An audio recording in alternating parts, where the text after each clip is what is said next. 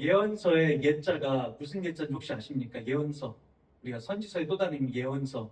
이사야 선지 오늘 읽으셨던 것도 예언서, 선지서인데요. 예자가 무슨 예자인지 혹시 아시는 분 계십니까? 네, 미리 예자입니다. 미리 예자. 미리 예언한다고 해서 예언하다.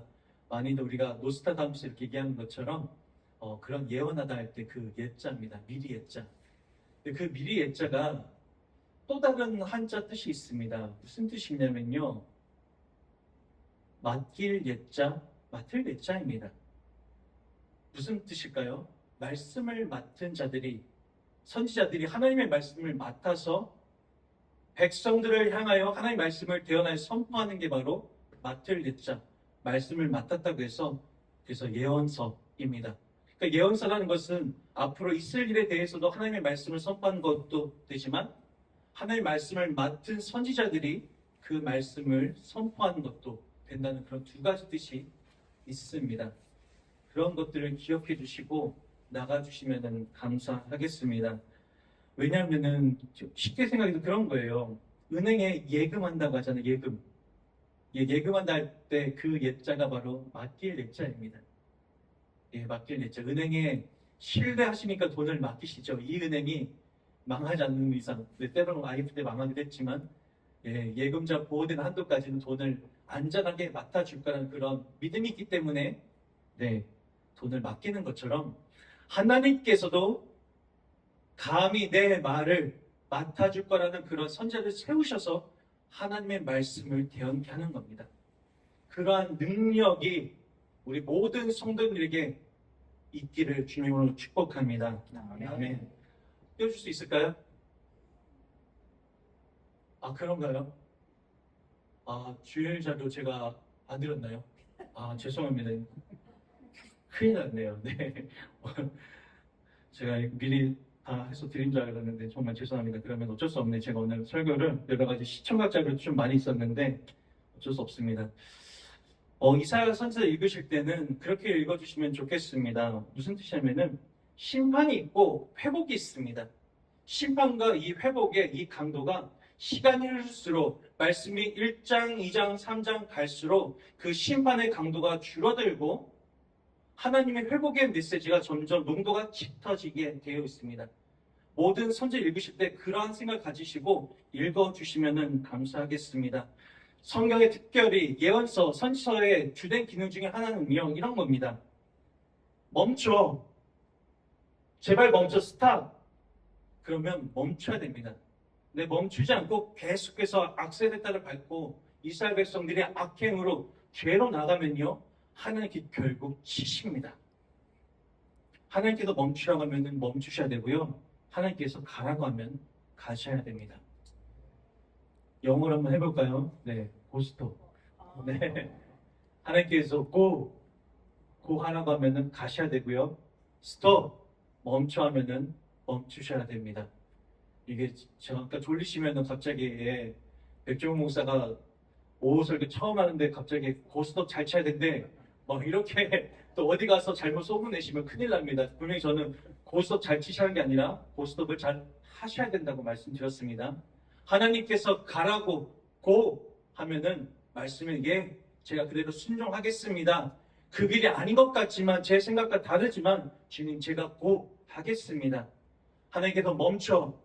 네가 가는 거 아니야. 그게 아니야. 그 길로 하면 낭떠러지야 죽어. 스톱. 하면 스톱하겠습니다.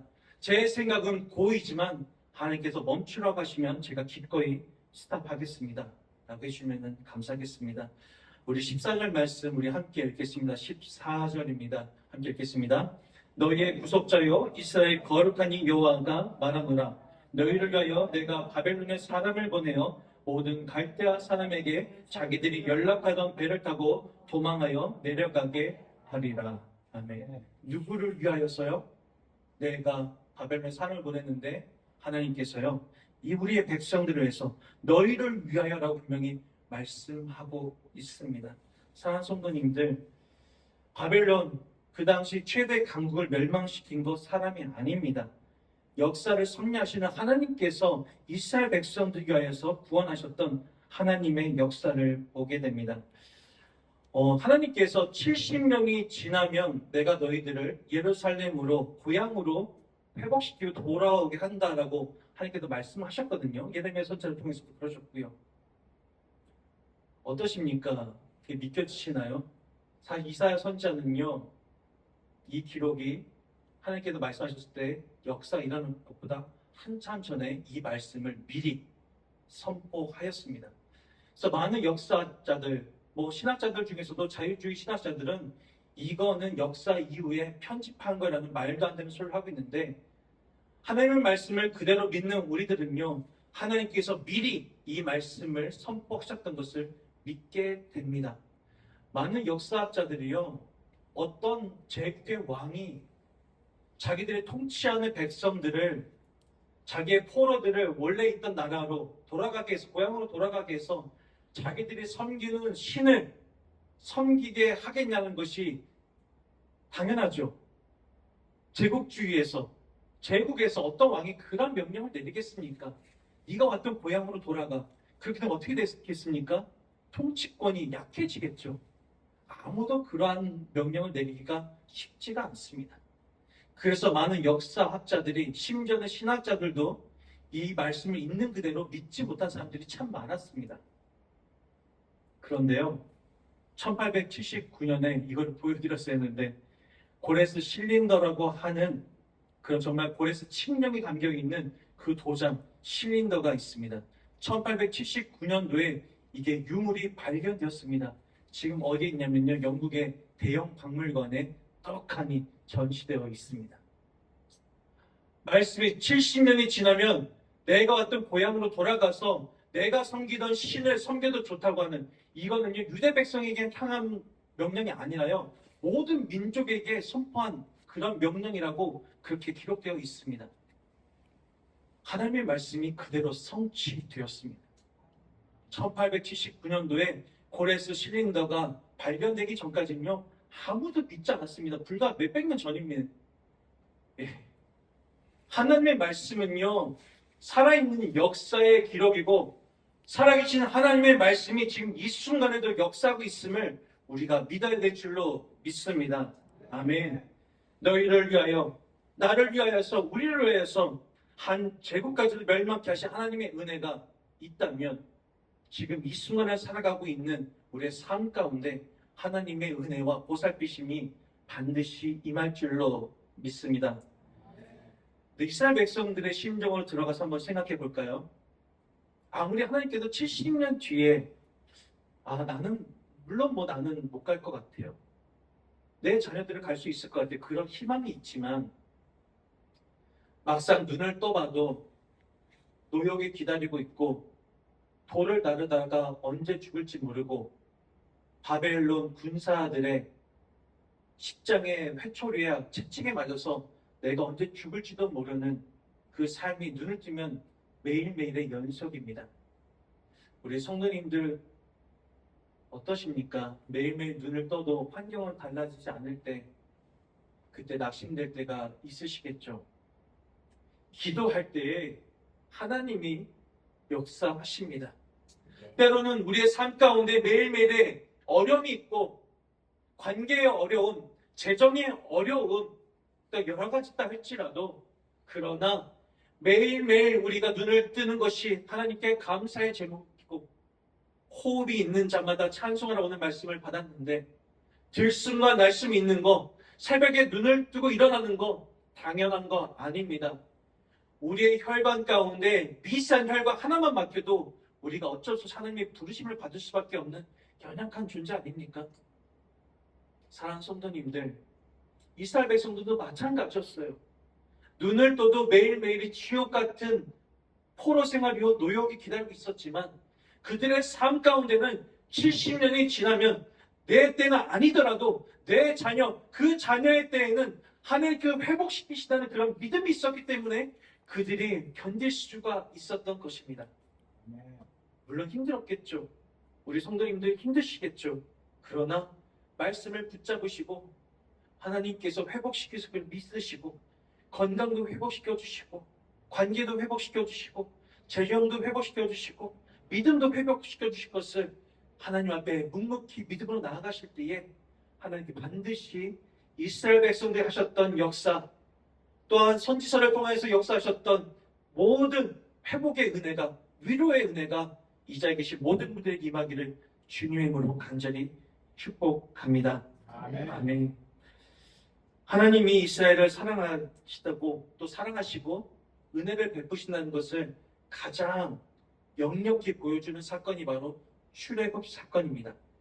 이스라엘 백성들은 지금도요 출애굽 사건을 자신의 역사에 있어서 가장 큰 너무나 귀한 역사라고 고백한다고 합니다. 근데 하나님의 은혜와 자비하심은요 비단 출애굽 사건으로 멈추지 않습니다. 우리가 오늘 읽진 않았지만 본문 뒤에 22절부터 24절까지 보면요 이스라엘 백성들이요 하나님의 은혜를 망각하고 하나님을 괴롭게 하였다라고 말씀하고 있습니다. 제가 25절만 읽겠습니다. 나를 위하여 내 허물을 도말하는 자니 내 죄를 기억하지 아니하리라. 그렇게 하나님의 마음을 아프게 하였는데 하나님께서 뭐라고요?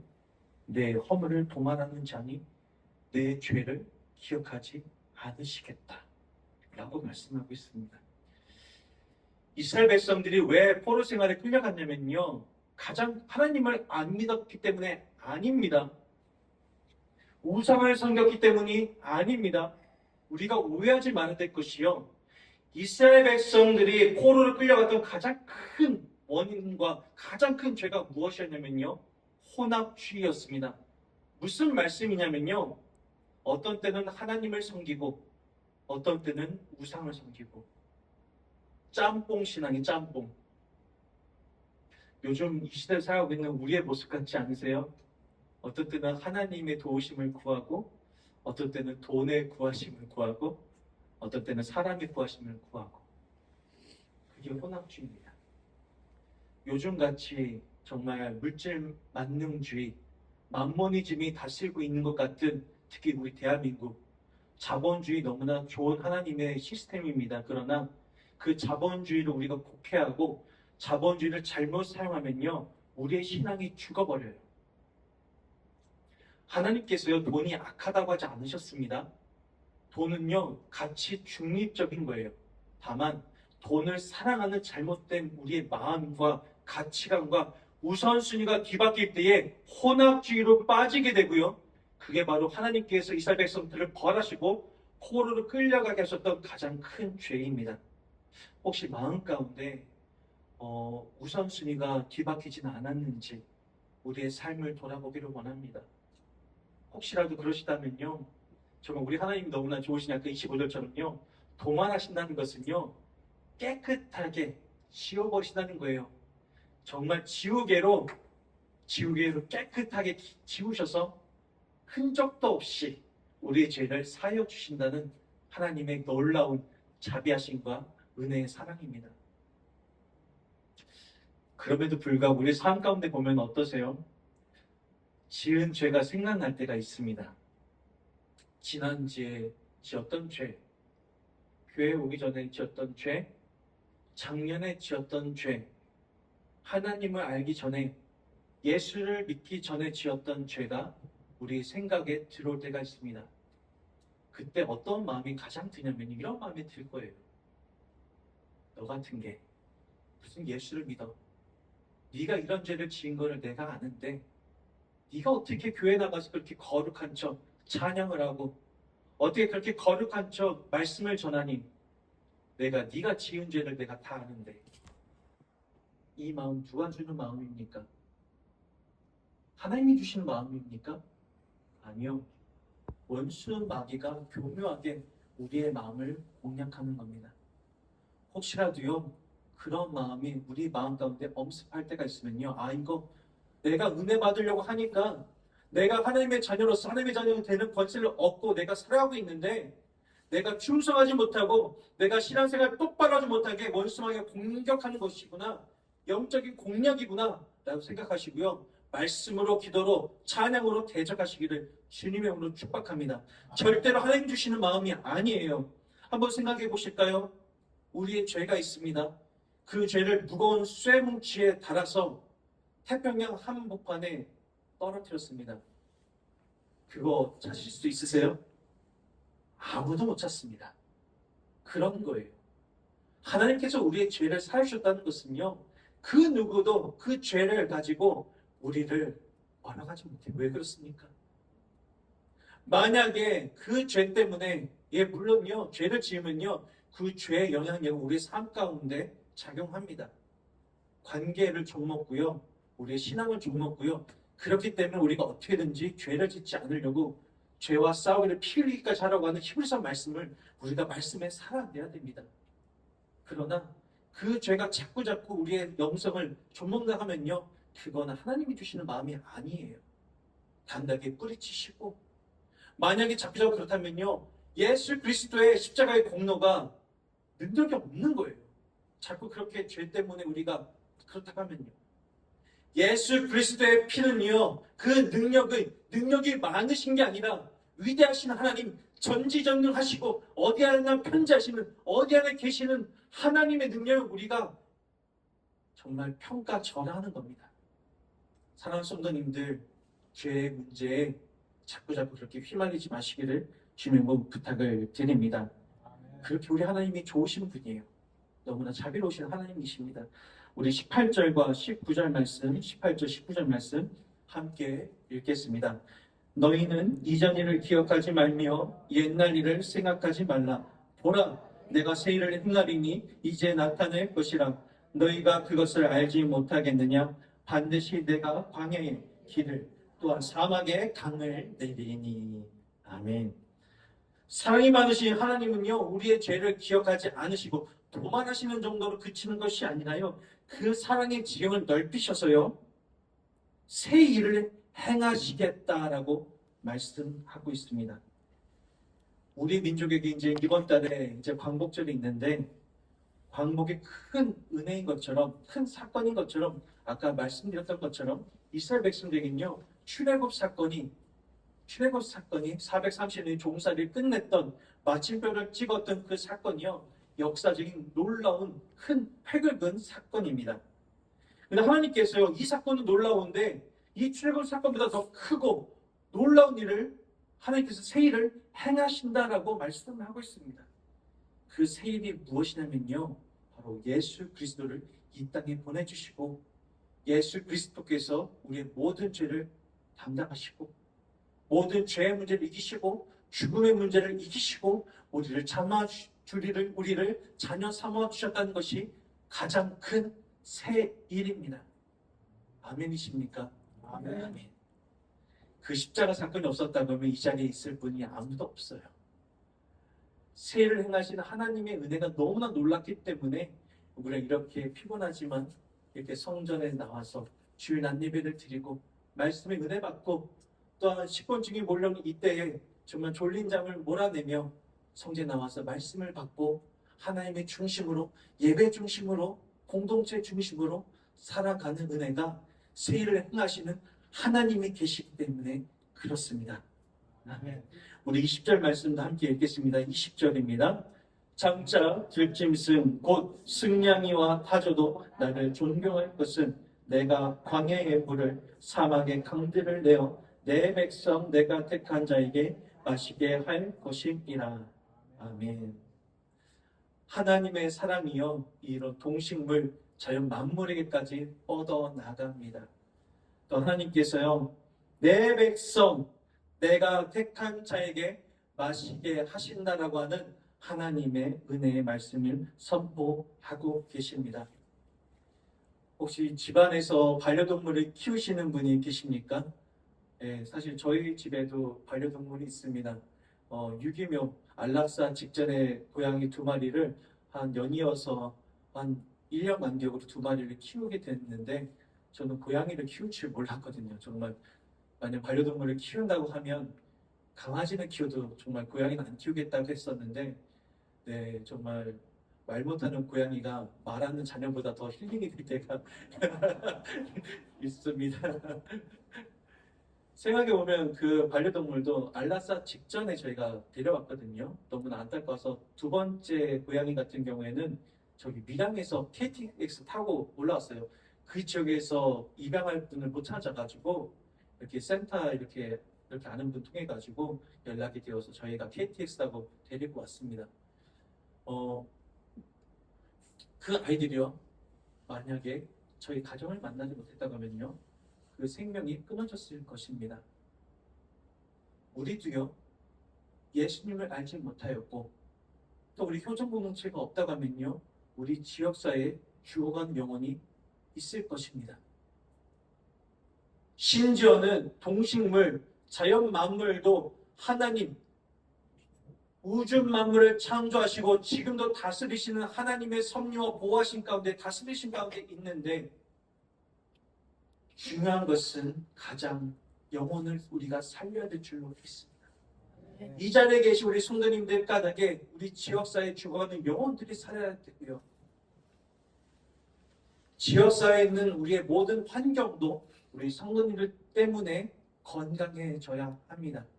무슨 말씀이냐면요, 우리가 하나님을 정말 믿는다고 하면요, 사람도 사랑해야 되고 동식물도 사랑해야 되고 환경도, 물론 환경보호까지 너무나 이게 지나쳐서 또 이런 신학적으로 조금 또 약간 격리로 가신 분들도 계시긴 하지만, 우리가 정말 이 땅을 정복과 다스리는 하나님의 말씀이 있다고 하면요, 우리가 정말 우주 만물, 자연도 건강하게 다스려야 됩니다.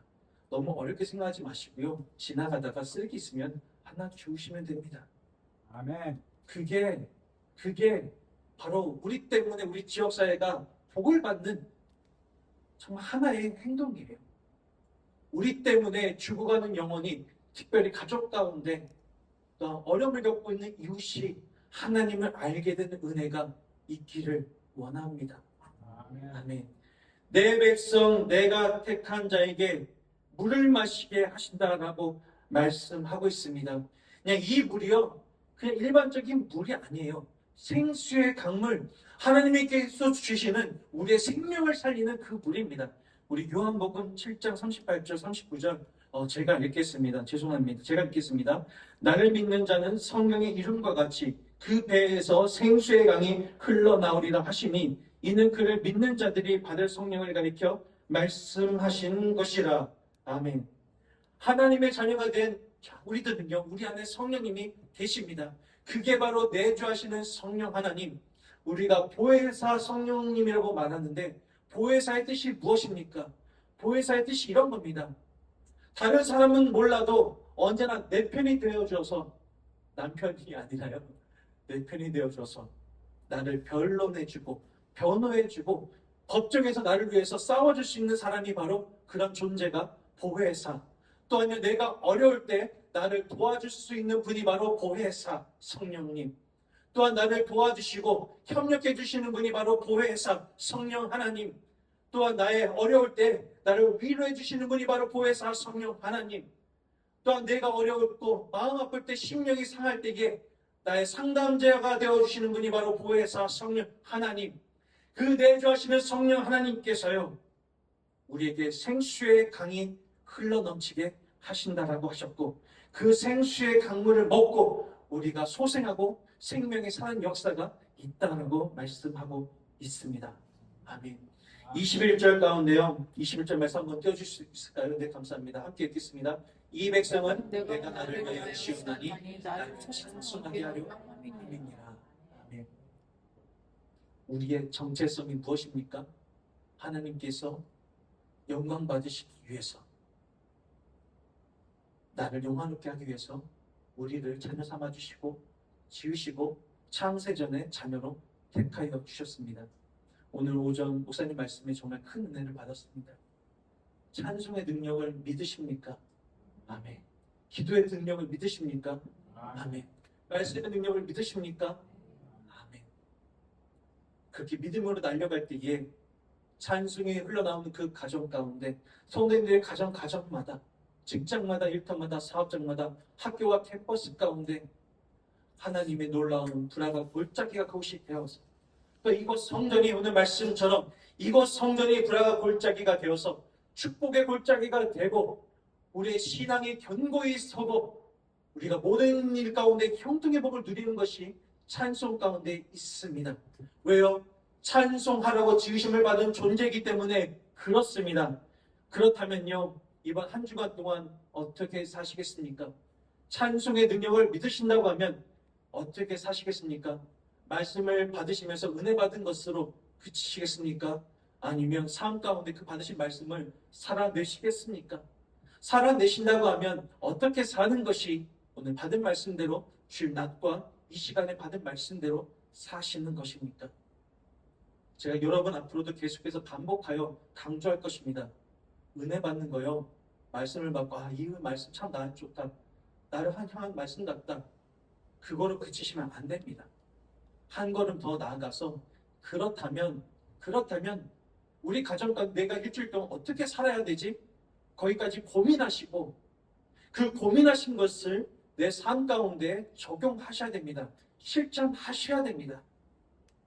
찬송에 능력이 있다는 것을 믿으셨다고 하면요, 이번 한 주간 그 어느 때보다 세상 음악 듣지 마시고 찬송을 들으시고 횡단보도에서 또 운전하시면서 찬송을 부르시고 가정에서 찬송의 소리가 끊이지 않아야 되고요.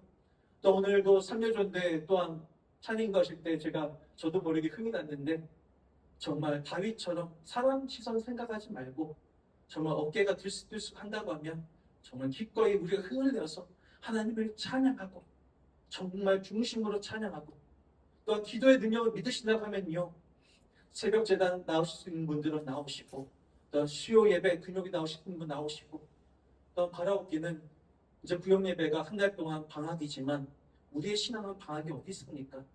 구역 예배 방학이라 하시더라도 더욱더 구역 식구들을 위해서 기도하시고 구역 식구들과 함께 우리가 예배는 같이 구역 예배 드리지 못하지만 이번에 휴가 갔다 오시고 나서는 이번에 우리 구역 식구들 함께 수요 예배 같이 드릴까? 금요일에 나와서 잠깐 같이 기도할까?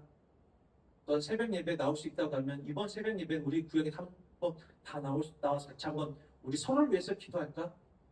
그렇게 나가시면 너무나 좋겠습니다. 그러한 말씀과 또한 실천이 있고 특별 이번 한 주간에 금요일과 토요일 우리 교육부 아이들 여름 캠프가 있습니다. 무엇보다 안전을 위해서 계속해서 생각나실 때마다 기도해 주시고 저 예수님 만나고 싶어요라고 하는 그런 고백이 우리 선생님들의 고백이 아니라 우리 교육 목사님의 고백이 아니라 우리 아이들의 입술을 통해서 주님 저 예수님 만나고 싶고 갔다 왔더니 정말 예수님 만나고 왔어요라고 하는 아이들의 얼굴이 달라지는 그런 은혜가 있는 캠프가 될 수 있도록 우리 성도님 이번 한 주간에 마음 모아서 기도해 주시기를 주님으로 부탁을 드립니다. 아멘. 우리에 있는 모습 그대로를 받아주시는 하나님께 감사드리고 또한 참 좋으신 하나님께 8월 매일 하루하루 감사의 찬양과 기도, 섬김과 말씀이 넘치는 그러한 8월 한 달 한 주간 되시기를 주님의 이름으로 축복합니다.